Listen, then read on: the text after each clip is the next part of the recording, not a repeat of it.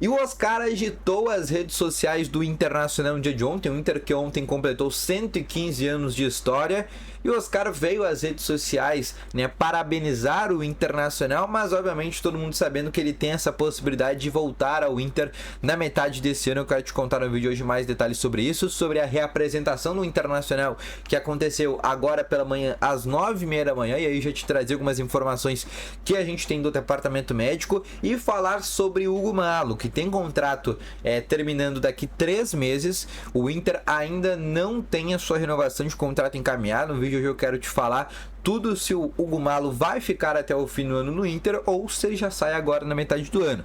Então, só antes de começar esse vídeo com novas informações, roda a vinheta.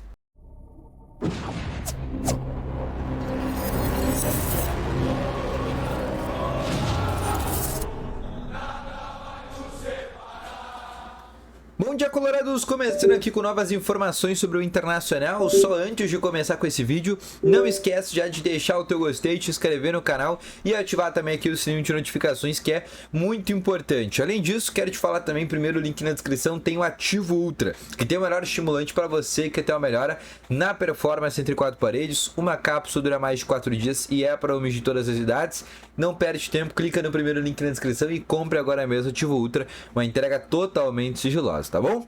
Vamos começando então aqui com as principais informações do Internacional no dia de hoje. O Inter que se reapresentou no CT Parque Gigante, focado para o jogo do próximo dia 10 contra a equipe do Real Tomayapo dentro do estádio de Beira-Rio.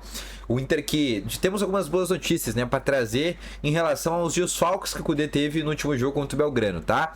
Lucas Alário vem treinando normalmente, vai ser relacionado, tá completamente em forma, né? Já não tem mais problemas, né? Desde o jogo contra o Belgrano, né? Um treino antes, ele já vinha treinando com os demais jogadores, ele só não foi relacionado porque era a primeira atividade, né? Que ele tava treinando com os jogadores e no outro dia já era o jogo, então o Cudê optou por preservar ele, mas agora, para quarta-feira, ele já vai estar à disposição.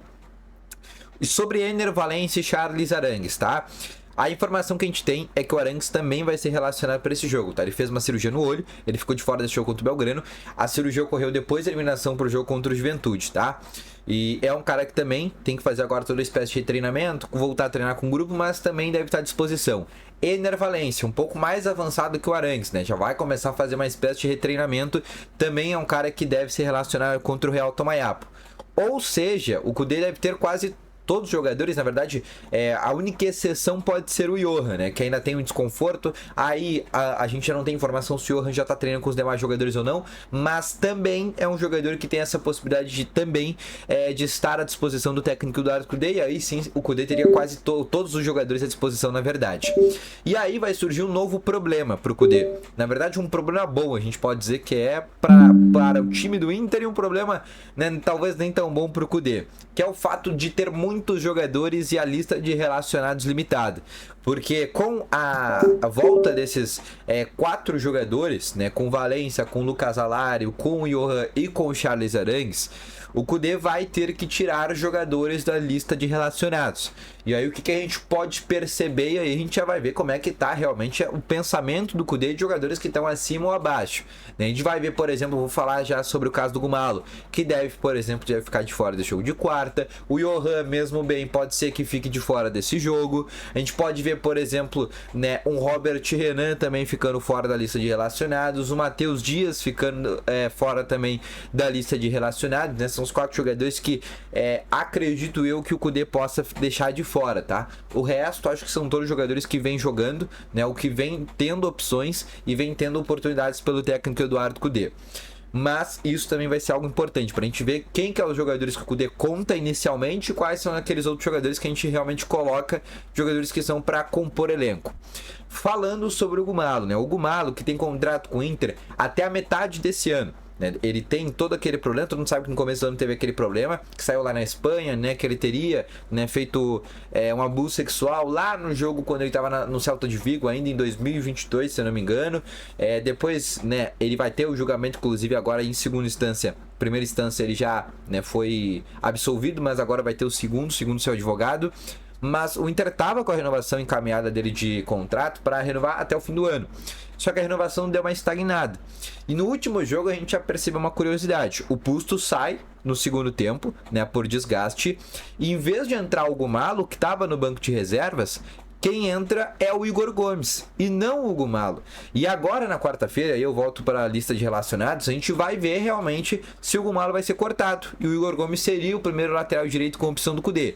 Se isso acontecer, né, realmente tem grandes indicativos que o Hugo Malo vai sair do Internacional na metade desse ano. Existe realmente essa grande possibilidade do Hugo ser um jogador que realmente acabe saindo do Internacional, né? Primeiro, é um jogador que é estrangeiro, com a liberação do Hugo Malo, o Inter consegue trazer um outro estrangeiro para o plantel, e além disso, o Inter tem já laterais direitos, não de origem, mas que fazem a lateral direita muito bem. O Igor, por exemplo, na minha visão, joga melhor de lateral direito do que de zagueiro, né? O Rômulo também faz muito bem a lateral direita. O Matheus Dias, que é um volante, por exemplo, foi para a seleção olímpica agora em janeiro, né? Foi cortado, mas enquanto estava, foi convocado como lateral direito. Então o Inter só tem o Bustos como lateral direito de origem, mas como jogadores de opção do elenco, tem o Rômulo, tem o Igor Gomes e tem até mesmo, por exemplo, o Matheus Dias. E o Bustos já é um jogador que joga sempre, né? Ele tem um físico muito bom, a não ser que ele se machuque, tome terceiro cartão amarelo, ele não é um jogador que é convocado pela Argentina, então até isso ajuda. Então é um cara que sempre vai estar à disposição, a não ser que aconteça, né, alguma fatalidade, ou ele seja, por exemplo, suspenso num jogo, ou ele acabe sendo convocado, que não é a tendência.